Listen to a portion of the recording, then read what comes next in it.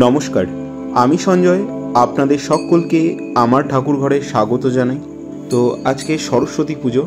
আপনারা জানেন যে এবছর দুদিন ধরে সরস্বতী পুজোর তিথি পড়েছে। গতকালও সরস্বতী পুজো হয়েছে, আমাদের বাড়িতে আজকে হবে। ফার্স্টেই এখানে আমি আলপনা দিয়ে নিয়েছি, এরপর ফল টল ইত্যাদি কেটে পুজোর জোগাড়টা করে নেব। তো আপনারা দেখতে থাকুন আমাদের বাড়ির পুজো।